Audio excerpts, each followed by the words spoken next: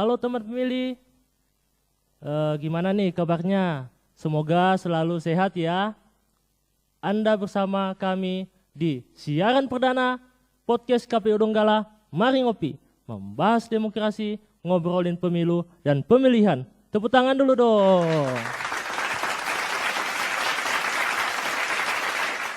Terima kasih ya bagi teman pemilih yang menyaksikan siaran perdana ini. Untuk teman pemilih ketahui ya bahwa siaran perdana ini adalah salah satu media sosialisasi dan pendidikan pemilih untuk memberikan informasi kepemiluan kepada masyarakat, khususnya masyarakat di Kabupaten Donggala. Nah, pada episode perdana ini, seperti yang teman pemilih ketahui bahwa kita sudah memasuki tahapan pemilu tahun 2024. Tentunya dari KPU sendiri membutuhkan kesiapan-kesiapan gimana caranya supaya pemilu tahun 2024 ini bisa terselenggara dengan baik dan harapan kita bersama bahwa partisipasi pemilih dapat meningkat. Nah, untuk episode perdana ini kita akan membahas gimana nih kesiapan-kesiapan dari KPU Kabupaten Donggala sebagai penyelenggara pemilu tahun 2024 di Kabupaten Donggala. Nah, untuk membahas hal tersebut, tentunya di studio podcast KPU Donggala saya tidak sendiri. Saya ditemani oleh dua orang narasumber yang spesial karena tentunya ini adalah episode perdana. Yang pertama adalah Ketua KPU Kabupaten Donggala, Bapak M. Unggul.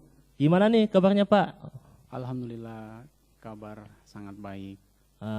Sama-sama. Dan yang kedua adalah pelaksana tugas sekretaris Ibu Putri Kartikasari. Gimana nih kabarnya Bu? Alhamdulillah sehat.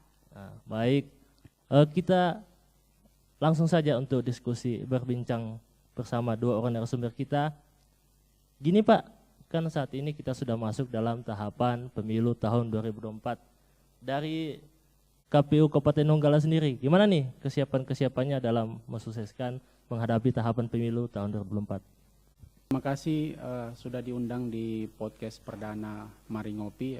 Saya mengucapkan apresiasi juga bahwa podcast perdana ini sangat luar biasa dan ini menjadi sarana media untuk mensosialisasikan tahapan-tahapan pemilu 2024. Untuk kesiapan kita sebagai KPU daerah tentunya kita mempunyai tugas utama yaitu menyelenggarakan pemilihan umum di daerah Kabupaten Donggala ini agar sukses.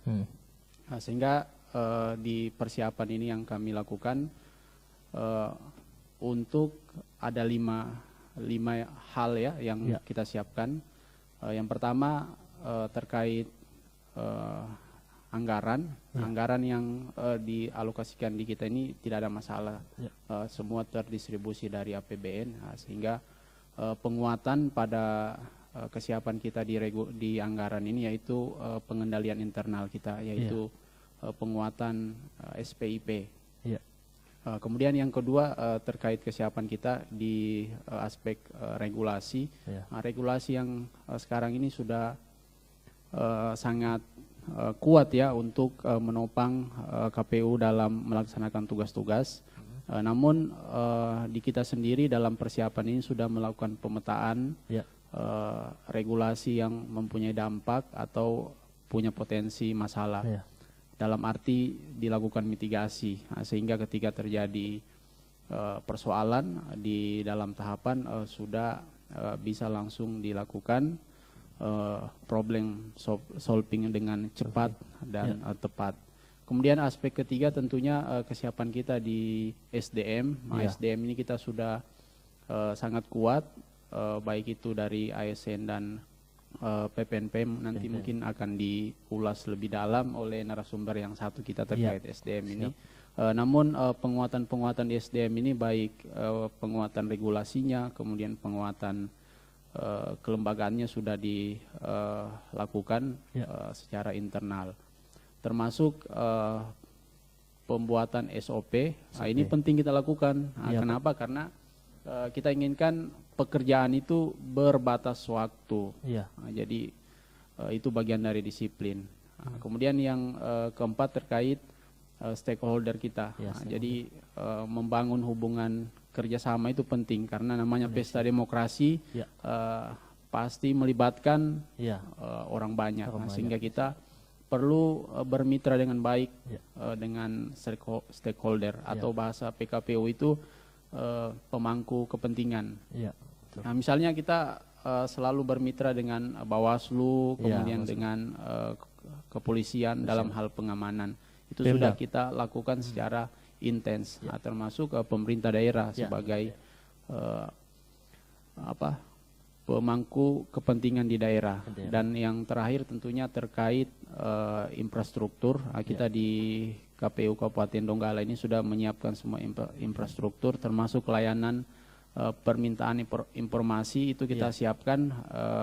Ada dua, ada bisa melalui luring digital, bisa juga datang langsung melalui PPID. Nah, ini kita siapkan semua, termasuk infrastruktur kita di Donggala ini tempat pengelolaan logistik itu sudah ada tersiap.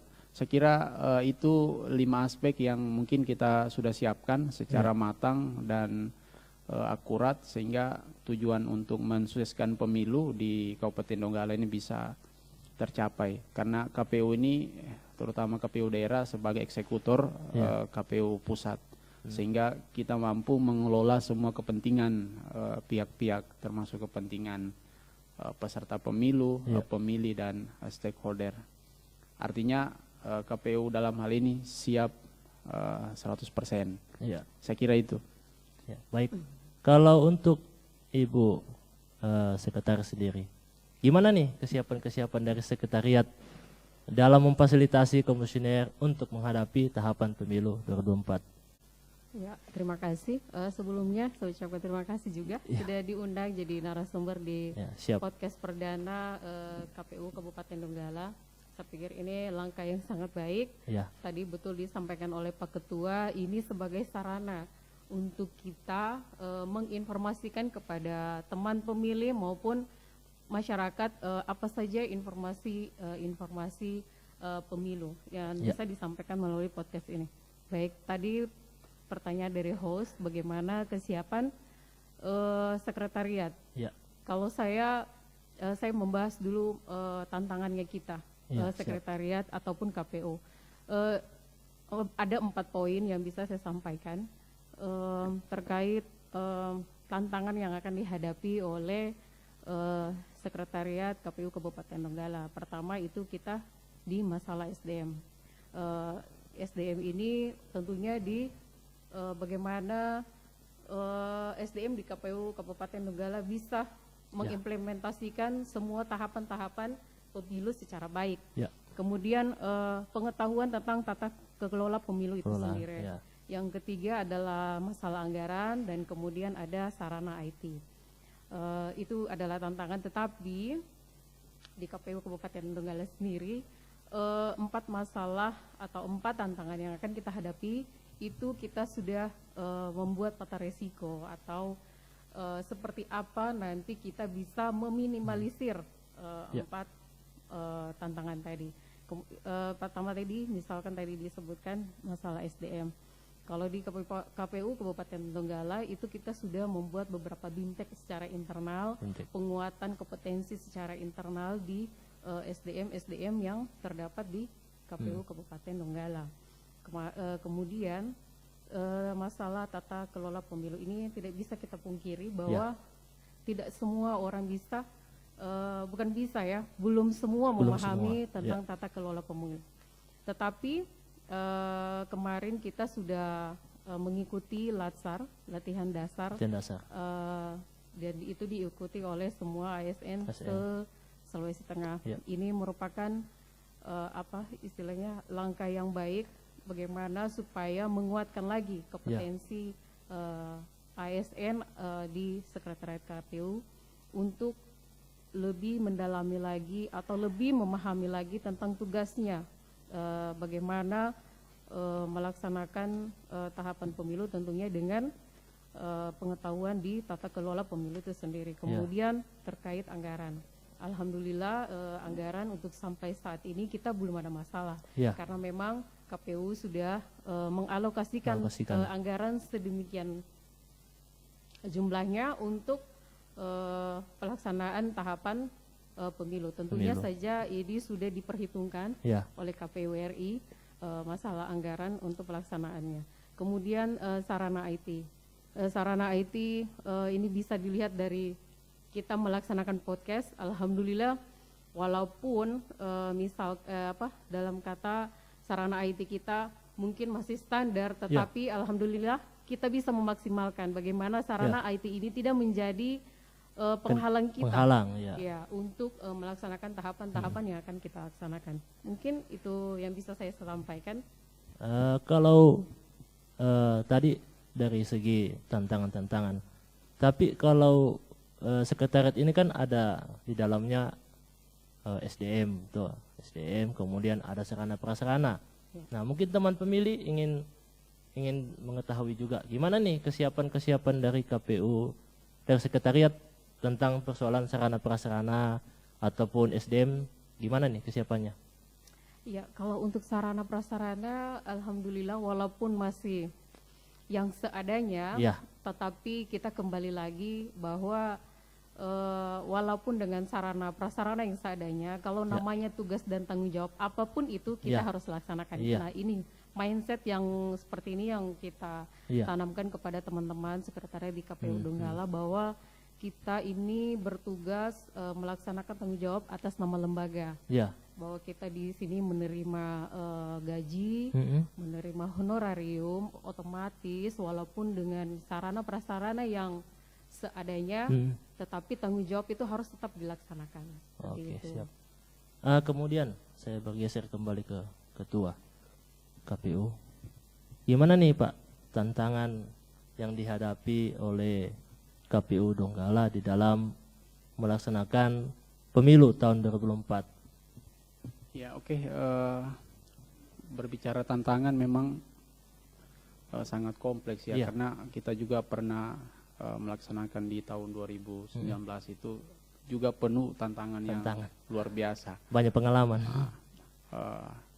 Oleh karena itu mungkin beda pemilu, beda mungkin tantangannya. Namun kita juga banyak belajar ya dari pengalaman kemarin, bagaimana mengelola pemilu itu di waktu yang sangat mepet, yang singkat tapi bisa juga sukses. Nah, untuk tantangan di 2024 ini tentu akan berbeda. Yang pertama mungkin kalau kita lakukan pemetaan ini bisa melihat kepada tahapan yang beririsan. Nah, jadi beririsan di mana dua tahapan yang berbeda, pemilu dan pemilihan ini, tapi berjalan dalam satu tahun. Dan dikelola oleh SDM juga yang terbatas dan itu juga. Sehingga bagi kita ini adalah sejarah yang pengelolaannya secara serentak, namun juga tantangannya luar biasa. Kalau ini berhasil artinya aktualisasi dalam pelaksanaan nilai-nilai demokrasi itu tercapai, yaitu mencapai pemilu yang demokratis. Tentunya kemudian tantangan yang kedua dari pengalaman kemarin itu faktor di pengelolaan dan distribusi logistik. Di kultur kita di Donggala ini memang tempat pengelolaan logistik itu untuk pemilu memang agak sedikit berbeda ya dengan teman-teman lain, karena di daerah ini tempat untuk mengelola itu tidak ada tempat yang yang sangat besar, memadai, sehingga kita membutuhkan beberapa tempat. 1, 2, 3 dilakukan penyewaan, disitulah dilakukan pengolahan. Nah, sehingga ini pengawasannya betul ekstra. Karena kenapa? Tempatnya yang banyak, tentu membutuhkan pengawasan yang luar biasa. Nah, kemudian terkait distribusi kita di wilayah geografis kita ini kan punya daerah yang cukup sulit ditempuh. Cukup ditempuh dan ekstrim. Ada 2 tempat itu bisa di Penembani, kita sebutlah itu daerah yang di atas awan. Yang transportasinya itu cukup luar biasa. Cukup Dan luar kemudian biasa. kita ada beberapa daerah juga yang di pulau, jadi tentu distribusinya juga menggunakan perahu. Ini menjadi tantangan kita, tapi kita pengalaman kemarin itu menjadi cerminan kita untuk memperbaiki hal ini. Kemudian yang ketiga, tantangan kita itu terkait partisipasi pemilih. Nah, ini kalau data di kita selama tahun 2024 ya, pemilu berarti sudah tiga periode lah kita lalui, itu belum pernah melewati angka di 80%. Itu mentoknya 75, 76, 77, stagnan.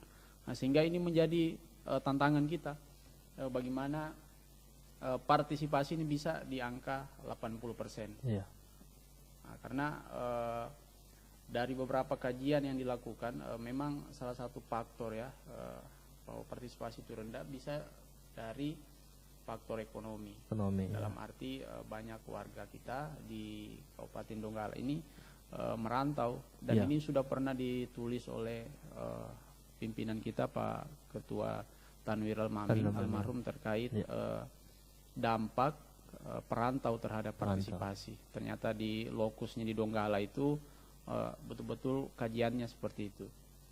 Kemudian tantangan yang keempat terkait tentunya sengketa. Sengketa ini tidak bisa dipungkiri ya, dan tidak bisa dihindari. Namun kita juga sudah menyiapkan semua perangkat, terutama yang sampaikan tadi terkait pemetaan regulasi, yang mana yang mempunyai potensi ada masalah, itu yang kita menjadi fokus. Sehingga terjadi sengketa, eksekusinya cepat, penanganannya tepat, kemudian hasilnya juga bisa dipertanggungjawabkan. Saya kira 4 tantangan ini yang sifatnya umum nanti akan kita temui di KPU Donggala. Tapi ini menjadi cambukan kita untuk bagaimana pemilu ini sukses yang sebelumnya. Saya kira itu. Ya, baik. Kemudian teman pemilih, kita ke pertanyaan berikutnya. Ini kan kita sudah masuk dalam tahapan pemilu tahun 2024. Dari tahapan itu, tahapan pertama yang akan dihadapi oleh KPU Donggala di dalam pemilu 2024 itu tahapan apa itu, Pak? Silakan. Dari PKPU 3 tahun 2022 ini memang tahapan dan jadwal itu, kalau tahapan yang pertama kita lalui itu pertama itu pendaftaran dan verifikasi administrasi dan faktual partai politik. Ini kita sudah menyiapkan semua beberapa perangkat termasuk infrastruktur. Kita siapkan semua dengan SDM yang ada dan operator sipol itu yang akan kita lalui sampai di bulan Desember. Itu tahapan yang pertama.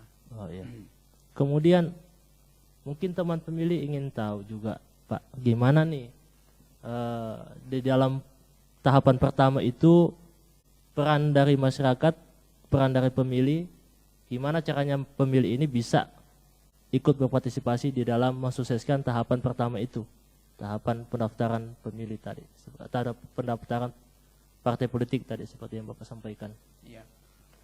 Pertama kita menghimbau kepada semua elemen masyarakat yang dalam arti yang mempunyai atau memenuhi persyaratan sebagai partai politik itu untuk lebih terlibat dalam arti partisipatifnya itu lebih terbuka.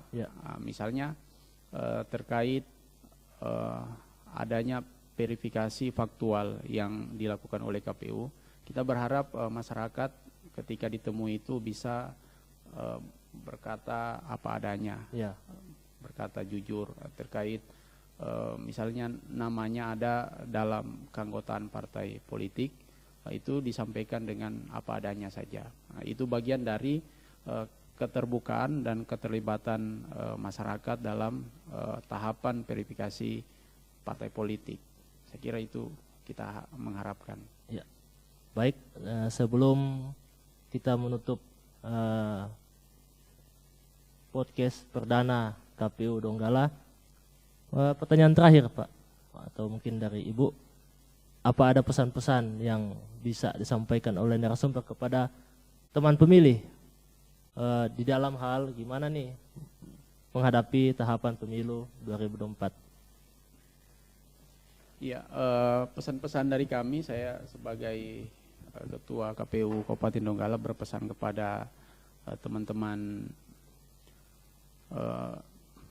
pemilih, dalam arti masyarakat yang sudah berumur 17 tahun pas hari voting day dan atau belum menikah, sudah menikah tapi belum 17 tahun dapat berpartisipasi dengan mendaftarkan atau melaporkan ke KPU atau bisa juga melakukan cek langsung di aplikasi kita Lindungi Hakmu. Ini aplikasi yang sangat baik, sangat modern, sehingga teman-teman pemilih ini bisa mengecek nama apakah terdaftar atau belum itu melalui tempat dimanapun selamat terkoneksi dengan jaringan. Jadi kita di ruangan, di rumah atau di kamar teman-teman ini bisa mengecek, tanpa lagi datang ke kantor. Nah, ini pesan kita. Dan kemudian yang kedua, kita juga berpesan penduduk di wilayah Kabupaten Donggala yang melakukan mutasi, artinya mutasi masuk, yang datang dan keluar itu, agar lebih tertib untuk melaporkan administrasi kependudukannya di pemerintah desa atau kelurahan. Nah, tujuannya agar rekam administrasinya ini bisa terdeteksi. Nah, ini kita punya kepentingan terhadap itu. Kepentingan kita bagaimana pemilih yang mutasi ini bisa terdeteksi dan kemudian dilakukan pemutakhiran data pemilih secara faktual atau secara diperbarui. Kalau dia pindah ke daerah lain, maka kita coba keluarkan dari Kabupaten Donggala daftar pemilihnya. Kalau begitu juga kalau yang datang, mungkin kita minta keluarkan di daerah lain dan kita masukkan. Nah, sehingga hak-hak pemilih untuk menggunakan politiknya untuk memilih itu bisa terakomodasi oleh KPU. Seperti itu. Kalau dari narasumber kedua, apa ada pesan-pesan yang bisa disampaikan kepada teman pemilih? Silakan. Kepada teman pemilih, mungkin tadi benar ya disampaikan Pak Ketua terkait itu masalah pemutakhiran data pemilih. Nah, saya lebih ke menghimbau kepada teman pemilih, bagi teman pemilih atau masyarakat yang ingin mendapatkan informasi sekitar pemilu, bisa dikunjungi di website KPU Kabupaten Donggala atau aplikasi e-PPID. Silahkan untuk mencari informasi atau bisa datang langsung ke kantor KPU Kabupaten Donggala. Kita dengan semboyan KPU melayani, siap untuk melayani permintaan atau kebutuhan informasi yang ingin diketahui oleh teman pemilih atau masyarakat. Kesimpulan yang bisa saya ambil dari kesiapan tadi, berarti KPU siap untuk melaksanakan pemilu tahun 2024. Nah, teman pemilih, demikian tadi diskusi ringan. Sebelumnya, terima kasih dulu kepada para narasumber yang telah berkenan hadir di studio podcast KPU Donggala. Semoga diskusi ringan kita bisa memberikan informasi kepemiluan kepada teman pemilih semuanya yang menyaksikan acara siaran podcast ini. Jangan lupa ya teman pemilih untuk selalu memberikan like dan subscribe, dan apabila teman pemilih mempunyai tema yang menarik untuk kita bahas pada podcast kita berikutnya, silakan tinggalkan di komentar di bawah ini. Nantikan podcast KPU Donggala berikutnya dan sampai jumpa.